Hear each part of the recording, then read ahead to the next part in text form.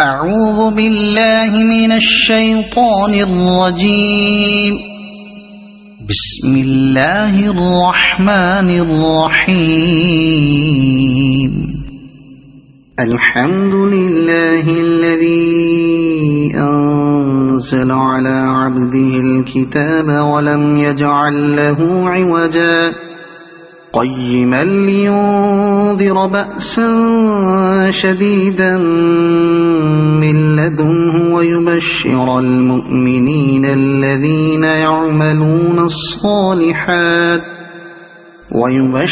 المؤمنين الذين يعملون الصالحات أن لهم أجرا حسنا ماكثين فيه أبدا وينذر الذين قالوا اتخذ الله ولدا ما لهم به من علم ولا لآبائهم كبرت كلمة تخرج من أفواههم إن يقولون إلا كذبا فلعلك باخع نفسك على آثارهم إن لم يؤمنوا بهذا الحديث أسفا إنا جعلنا ما على الأرض زينة لها لنبلوهم أيهم أحسن عملا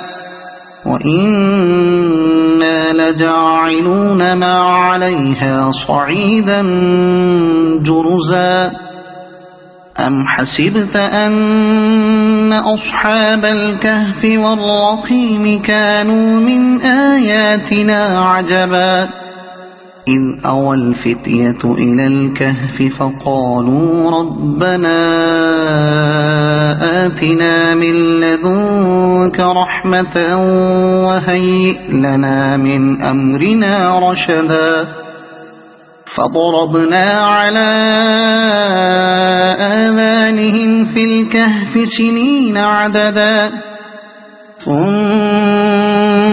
بعثناهم لنعلم أي الحزبين أحصى لما لبثوا أمدا نحن نقص عليك نبأهم بالحق إنهم فتية آمنوا بربهم وزدناهم هدى وربطنا على قلوبهم إذ قاموا فقالوا ربنا رب السماوات والأرض لن ندعو من دونه إلها لقد قلنا إذا شططا هؤلاء قومنا اتخذوا من دونه آلهة لولا يأتون عليهم بسلطان بين فمن أظلم ممن افترى على الله كذبا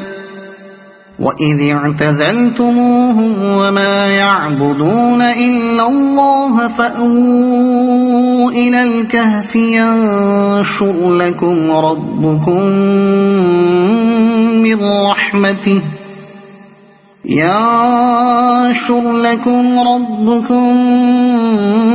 من رحمته ويهيئ لكم من أمركم مرفقا وترى الشمس إذا طلعت تزاور عن كهفهم ذات اليمين وإذا غربت تقرضهم ذات الشمال وهم في فجوة منه ذلك من آيات الله من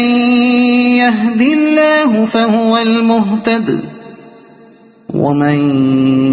يضلل فلن تجد له وليا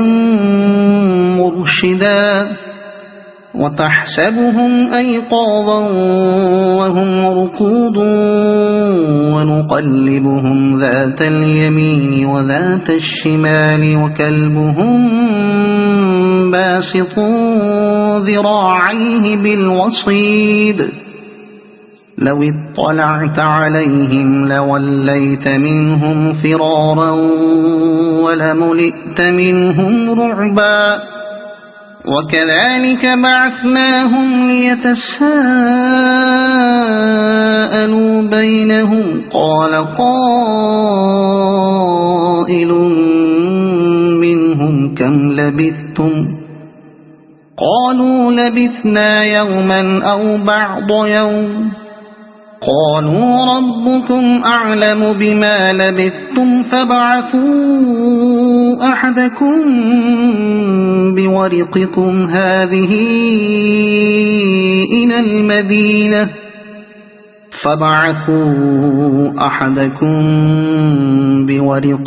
هذه إلى المدينة فلينظر أيها أزكى طعاما فليأتكم برزق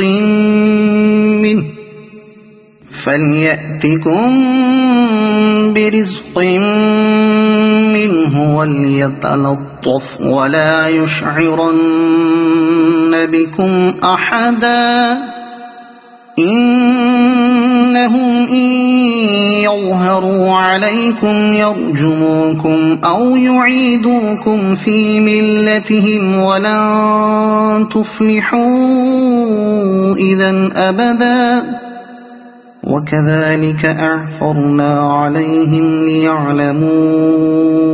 أن وعد الله حق وأن الساعة لا ريب فيها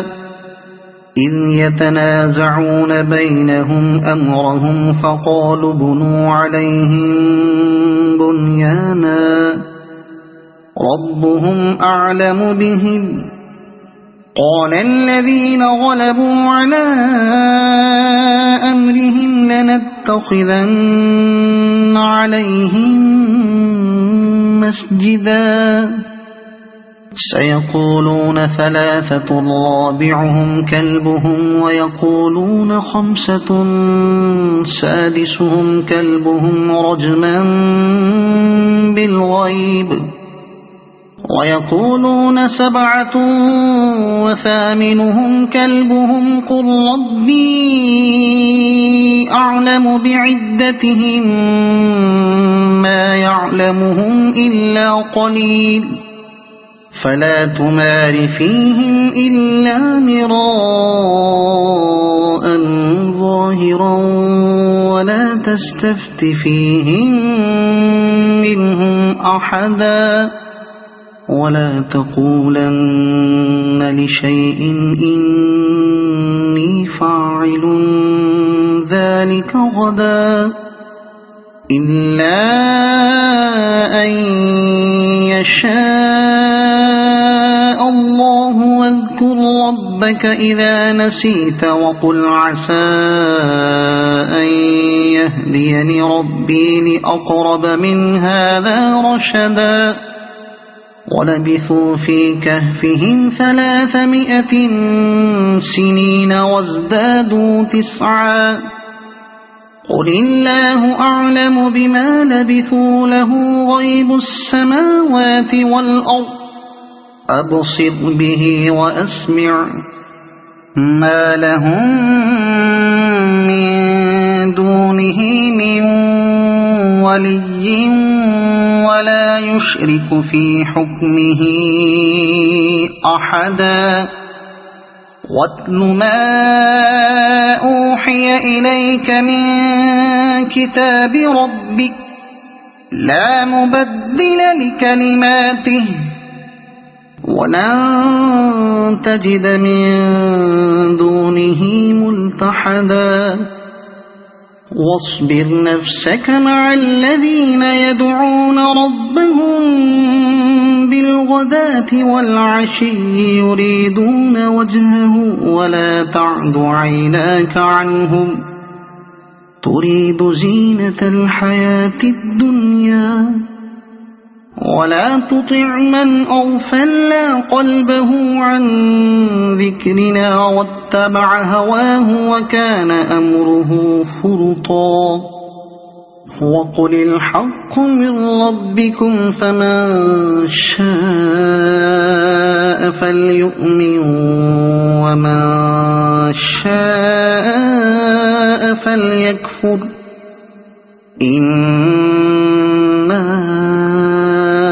أعتدنا للظالمين نارا أحاط بهم سرادقها وإن يستغيثوا يغاثوا بماء كالمهل يشوي الوجوه بئس الشراب وساءت مرتفقا إن الذين آمنوا وعملوا الصالحات إنا لا نضيع أجر من أحسن عملا أولئك لهم جنات عدن تجري من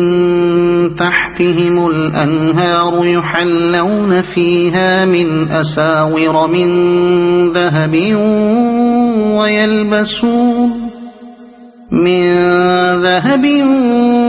ويلبسون ثيابا خضرا من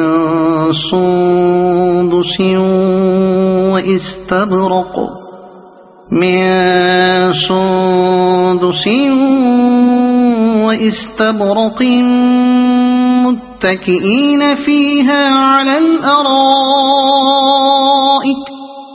واستبرق متكئين فيها على الأرائك نعم الثواب وحسنت مرتفقا واضرب لهم مثل الرجلين جعلنا لأحدهما جنتين من أعناب وحففناهما بنخل وجعلنا بينهما زرعا كلتا الجنتين آتت أكلها ولم تظلم منه شيئا وفجرنا خلالهما نهرا وكان له ثمر فقال لصاحبه وهو يحاوره أنا أكثر منك مالا وأعز نفرا ودخل جنته وهو ظالم لنفسه قال ما أظن أن تبيد هذه أبدا وما أظن الساعة قائمة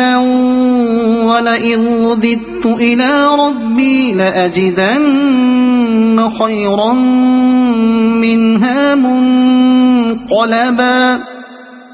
قال له صاحبه وهو يحاوره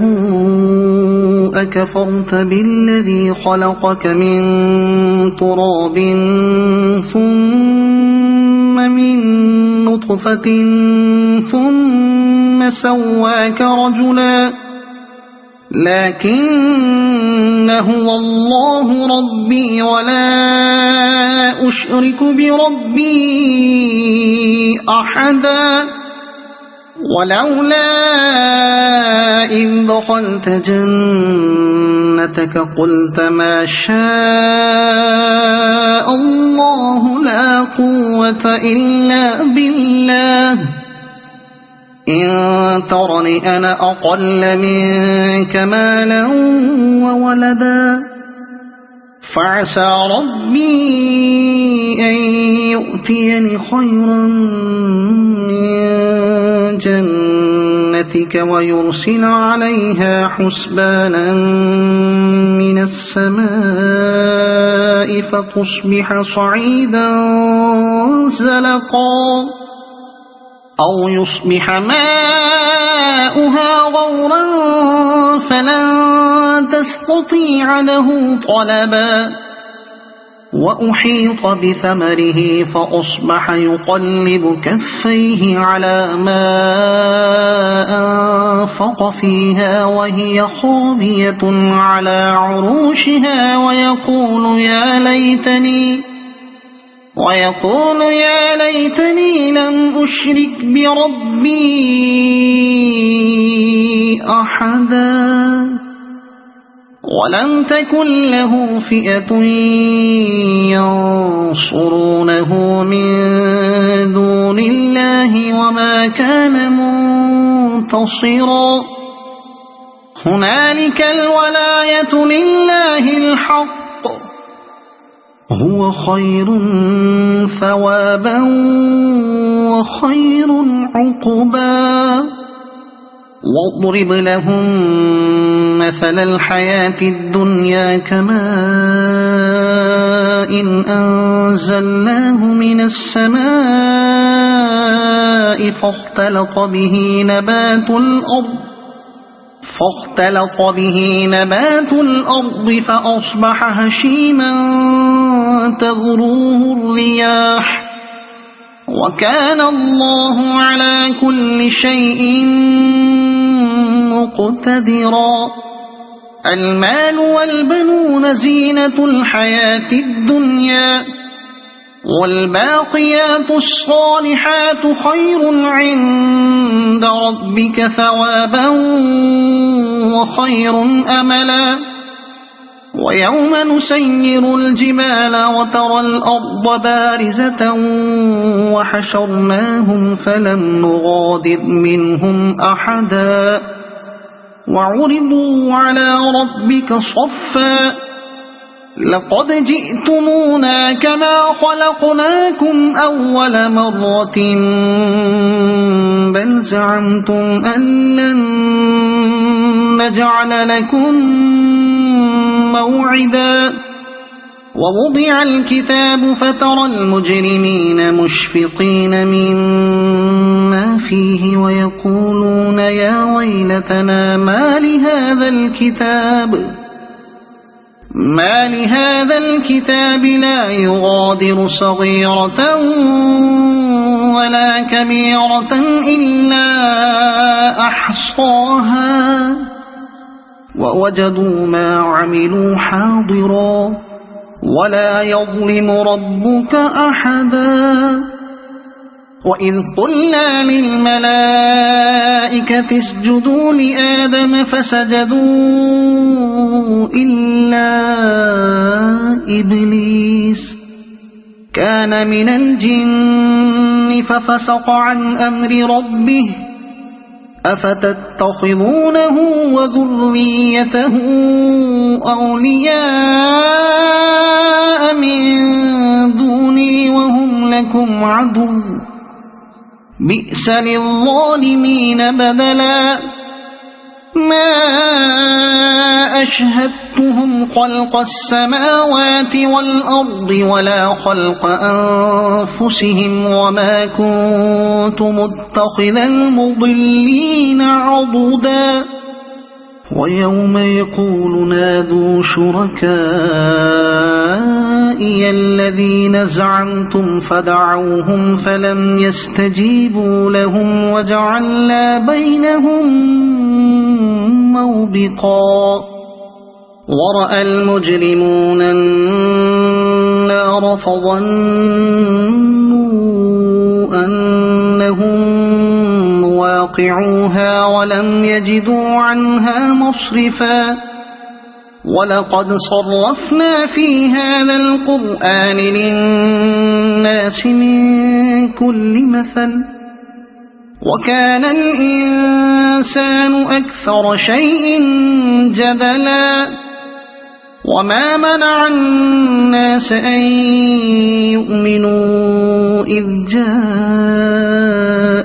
الهدى ويستغفروا ربهم إلا أن تأتيهم سنة الأولين إلا أن تأتيهم سنة الأولين أو يأتيهم العذاب قبلا وما نرسل المرسلين إلا مبشرين ومنذرين ويجادل الذين كفروا بالباطل ليدحضوا به الحق واتخذوا آياتي وما أنذروا هزوا ومن أظلم ممن ذكر بآيات ربه فأعرض عنها ونسي ما قدمت يداه إنا جعلنا على قلوبهم أكنة أن يفقهوه وفي آذانهم وقرا وإن تدعهم إلى الهدى فلن يهتدوا إذن أبدا وربك الغفور ذو الرحمة لو يؤاخذهم بما كسبوا لعجل لهم العذاب بل لهم موعد لن يجدوا من دونه موئلا وتلك القرى أهلكناهم لما ظلموا وجعلنا لمهلكهم موعدا وإذ قال موسى لفتاه لا أبرح حتى أبلغ مجمع البحرين أو أمضي حقبا فلما بلغا مجمع بينهما نسيا حوتهما فاتخذ سبيله في البحر سربا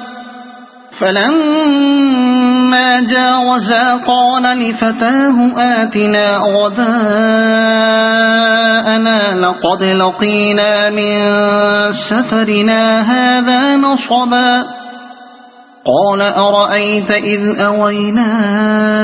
إلى الصخرة فإني نسيت الحوت وما أنسانيه إلا الشيطان أن أذكره واتخذ سبيله في البحر عجبا قال ذلك ما كنا نبغي فارتدا على آثارهما قصصا فوجدا عبدا من عبادنا آتيناه رحمة من عندنا وعلمناه من لدنا علما قال له موسى هل أتبعك على أن تعلمني مما علمت رشدا قال إنك لن تستطيع معي صبرا وكيف تصبر على ما لم تحط به خبرا قال ستجدني إن شاء الله صابرا ولا أعصي لك أمرا قال فإن اتبعتني فلا تسألني عن شيء حتى أحدث لك منه ذكرا فانطلقا حتى إذا ركبا في السفينة خرقها قال أخرقتها لتغرق أهلها لقد جئت شيئا إمرا قال ألم أقل إنك لن تستطيع معي صبرا قال لا تؤاخذني بما نسيت ولا ترهقني من أمري عسرا فانطلقا حتى إذا لقيا غلاما فقتله قال أقتلت نفسا زكية بغير نفس لقد جئت شيئا نكرا قال ألم أقل لك إنك لن تستطيع معي صبرا قال إن سألتك عن شيء بعدها فلا تصاحبني قد بلغت من لدني عذرا فانطلقا حتى إذا أتيا أهل قرية استطعما أهلها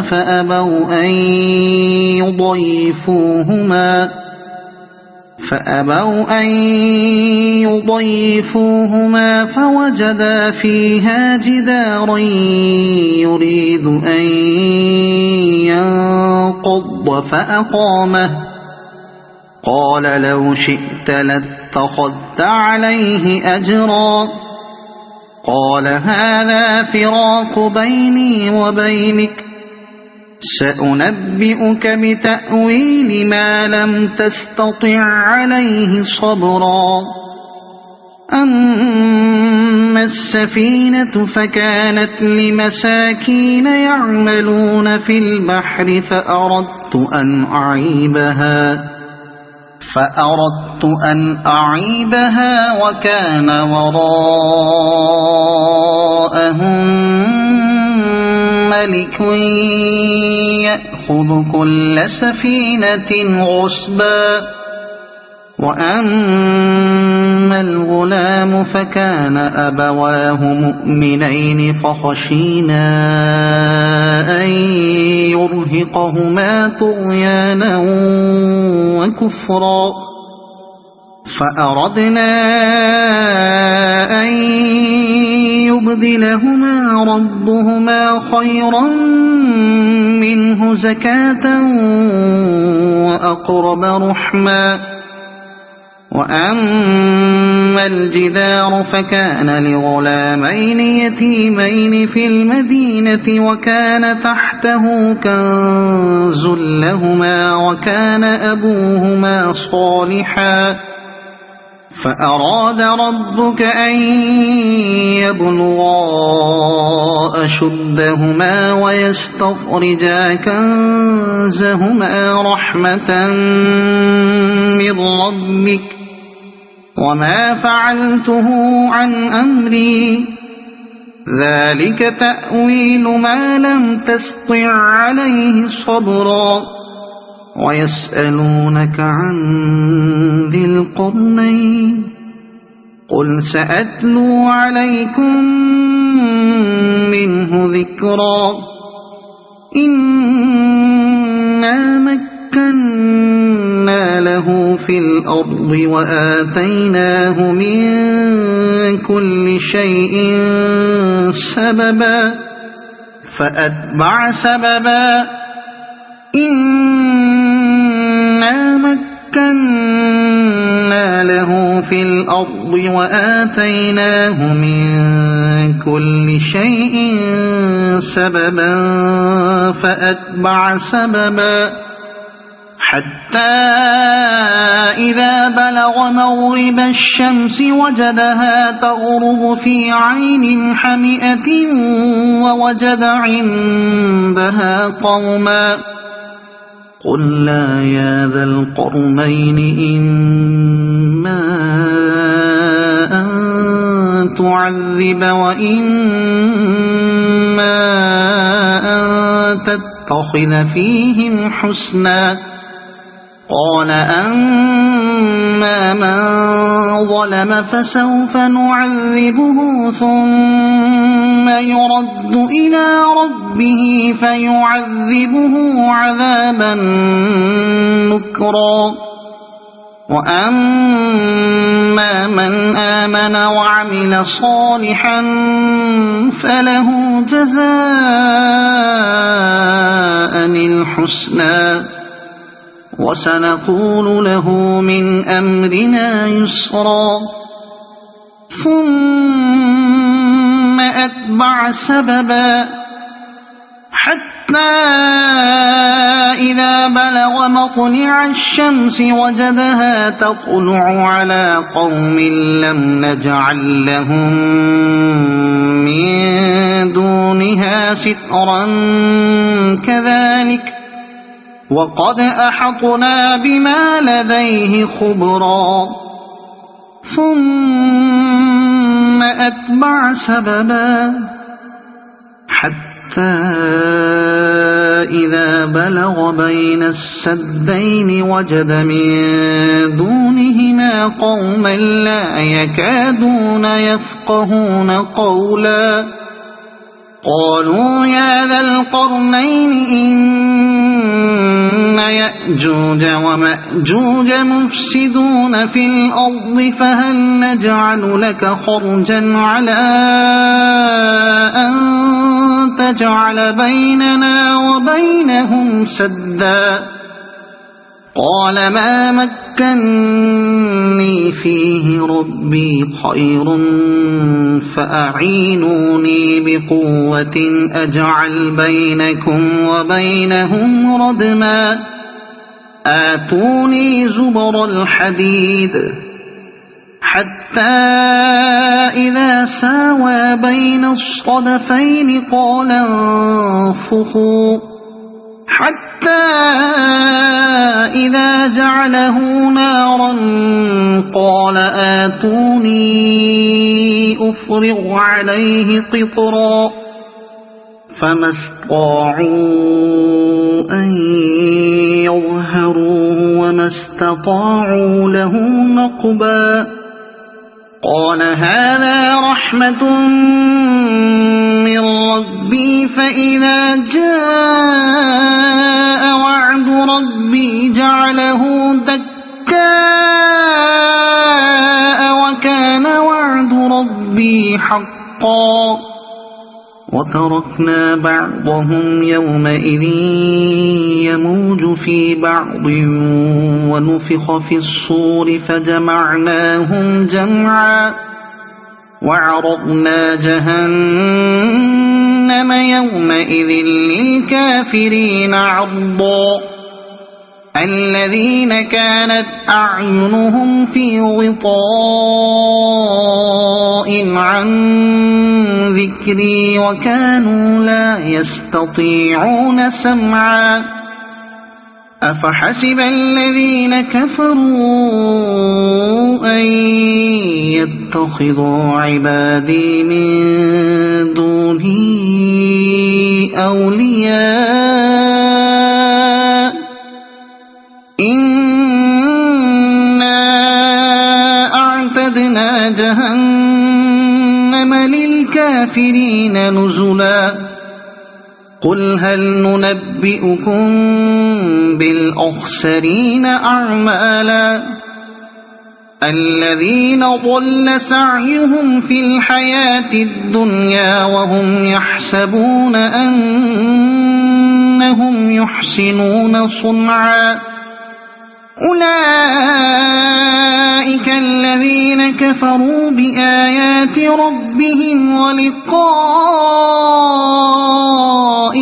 فحبطت أعمالهم فلا نقيم لهم يوم القيامة وزنا ذلك جزاؤهم جهنم بما كفروا واتخذوا آياتي ورسلي هزوا إن الذين آمنوا وعملوا الصالحات كانت لهم جنات الفردوس نزلا خالدين فيها لا يبغون عنها حولا قل لو كان البحر مدادا لكلمات ربي لنفد البحر قبل أن تنفد كلمات ربي ولو جئنا بمثله مددا قل إنما أنا بشر مثلكم يوحى إلي أنما إلهكم فمن كان يرجو لقاء ربه فليعمل عملا صالحا ولا يشرك بعبادة ربه أحدا. صدق الله العظيم.